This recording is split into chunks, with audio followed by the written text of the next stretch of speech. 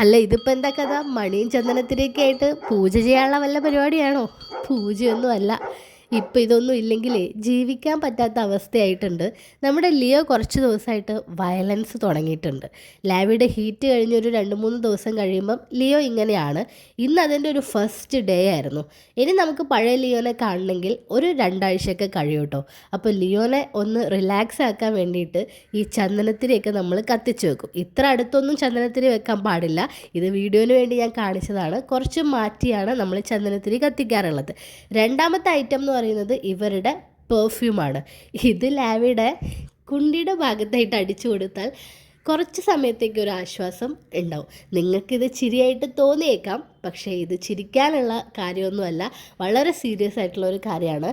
പിന്നെ ഈ ഒരു ഹോർമോണിൻ്റെ സ്മെല്ലൊക്കെ മാറാനായിട്ട് കുളിപ്പിക്കുന്നത് പോസിബിൾ അല്ലാത്തത് കാരണം ഡ്രൈ ബാത്ത് ഷാംപൂ വെച്ചിട്ട് നമ്മൾ രണ്ടുപേരുടെ ബോഡിയും ക്ലീൻ ചെയ്യും.